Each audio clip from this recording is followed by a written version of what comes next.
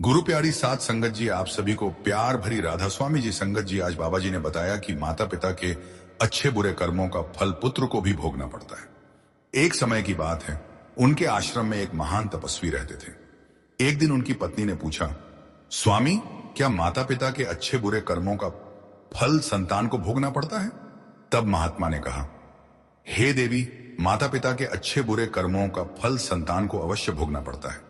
आज मैं तुम्हें एक प्राचीन कथा सुनाता हूं, जिसे सुनने के बाद तुम्हें पता चलेगा कि किस प्रकार माता पिता के अच्छे बुरे कर्मों का फल उनकी संतानों को मिलता है और उन्हें भोगना पड़ता है। फिर महात्मा कथा सुनाना शुरू करते हैं और कहते हैं, हे देवी, प्राचीन समय की बात है। एक गांव में एक गरीब आदमी रहता था। वह बहुत गरीब था। किसी तरह मेहनत मजदूरी करके वह अपने घर का गुजारा करता था।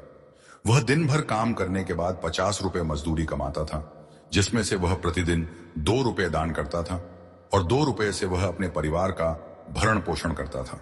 इस प्रकार कुछ समय बाद उसके घर एक बालक का जन्म हुआ। उस गरीब आदमी का जन्म हुआ। अब परिवार में 3 सदस्य हो गए, पति, पत्नी और एक बेटा। अब धीरे धीरे उस आदमी को उनके पालन पोषण में दिक्कतें आने लगीं, क्योंकि महंगाई दिन प्रतिदिन बढ़ती जा रही थी। तब महात्मा ने कहा, हे देवी, एक दिन की बात है कि उस आदमी ने लड़के ने अपने पिता से पूछा, पिताजी, आप हर दिन 50 रुपए कमाते हैं, जिसमें से आप रोजाना 50 रुपए दान करते हैं, और हम रुपए में कैसे गुजारा कर पाएंगे? आदमी को चुपचाप देखते हुए उसकी पत्नी ने कहा, बेटा, ऐसी कोई बात नहीं है। आपके पिता हर दिन 50 रुपए कमाते हैं। कमाएं और दान करें। यह दान केवल आपके लिए दिया जाता है, दूसरों के लिए नहीं।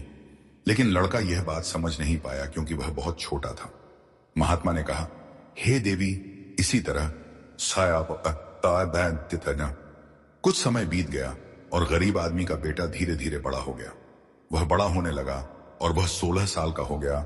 जब उस आदमी की पत्नी और उसके बेटे को अपने पिता की मृत्यु का समाचार मिला तो उन्हें बहुत दुख हुआ। फिर एक दिन उस गरीब आदमी के बेटे ने अपनी मां से पूछा, मां, हमारे पिताजी कहां गए हैं? गरीब आदमी की पत्नी ने कहा, बेटा, तुम्हारे पिताजी हम सबको छोड़कर चले गए हैं। हम यमपुरी में यमराज के पास चले गए हैं। तब बेटे ने कहा कि जब पिताजी वहां थे तो वह हमारे भरण पोषण के लिए प्रतिदिन 50 रुपए कमाते थे और वह 2 रुपए दान करते थे। अब हमारा भरण पोषण कैसे होगा? हमारा पेट कैसे भरेगा? तब मां ने अपने बेटे से पूछा, कहा, बेटा, जिस घर में गरीबी होती है वहां कोई मददगार नहीं होता। सब उससे दूर भागने लगते हैं सिवाय भगवान के, क्योंकि वह गरीबों का मददगार है। तब बेटे ने अपनी मां से कहा, मां, ऐसा मत सोचो, मैं यमराज के पास जाऊंगा और अपने पिता को वापस ले जाऊंगा। महात्मा बोले, हे देवी, माता ने उस छोटे बच्चे की बातों पर ध्यान नहीं दिया। फिर एक दिन की बात है कि गरीब आदमी अपने बेटे की पत्नी को घर पर अकेला छोड़कर गांव में काम करने चला गया। उधर लड़के ने मन में सोचा कि वह यमराज के पास जाकर अपने पिता को ले आएगा। यह सोचकर लड़का अपने पिता को लाने के लिए घर से निकल पड़ता है। चलते चलते काफी समय बीत गया। तभी उसे थकान महसूस हुई और एक विशाल आम के पेड़ को देखकर वह उसकी छाया में जाकर बैठ गया। तब आम के पेड़ ने इंसानी आवाज में कहा, बेटे, गुस्सा का है थे या बेटा, तुम कौन हो और कहां जा रहे हो? तुम आज तक मेरी छाया में रहे हो जैसे कोई सज्जन बालक नहीं आया। तब लड़के ने कहा, मैं एक गरीब आदमी का बेटा हूं और मैं अपने पिता को लाने के लिए यमराज के पास जा रहा हूं। जब आम के पेड़ ने उसकी यह बात सुनी तो उसने कहा,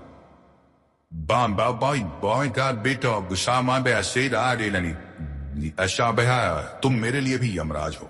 मुझसे एक सवाल पूछो कि मैं कई वर्षों से यहां खड़ा हूं, लेकिन मेरा एक भी पत्ता जमीन पर नहीं गिरता और न ही मेरी शाखाएं सूखती हैं। मैं यहां और कितने वर्षों तक खड़ा रहूंगा? मैंने पूर्व जन्म में ऐसा कौन सा पाप किया था? इस योनि से मुक्ति न मिलने का क्या कारण है? तब उस बालक ने कहा, ठीक है, मैं आपका यह प्रश्न यमराज से अवश्य पूछूंगा। महात्मा बोले, हे देवी, ऐसा कहकर वह बालक वहां से आगे बढ़ गया और मार्ग पर चल पड़ा। उस सर्प को देखकर वह बालक भय से कांपने लगा और वहां से भागने ही वाला था।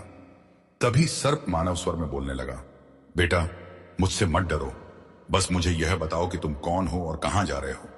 वह बालक उस सर्प के पास गया और हाथ जोड़कर बोला, हे नागराज, मैं एक गरीब का पुत्र हूं और अपने पिता को लेने यमराज के पास जा रहा हूं। सर्प ने कहा, बेटा, आओ यमराज से एक प्रश्न पूछो। मैं कई वर्षों से यहां पड़ा हूं। मैं यहां पड़ा हूं, अब हिल भी नहीं सकता। मेरे शरीर में इतना भी प्राण नहीं है मैं थोड़ा बहुत चल फिर सकूं। इसके लिए मैंने पूर्व जन्म में ऐसा कौन सा पाप किया था जिसके कारण मुझे इस योनि से मुक्ति नहीं मिल पा रही है? इसका क्या कारण है? तब बालक ने कहा, ठीक है, मैं आपका यह प्रश्न यमराज से पूछ रहा हूं। अवश्य पूछूंगा। महात्मा बोले, राधा स्वामी जी वाहन।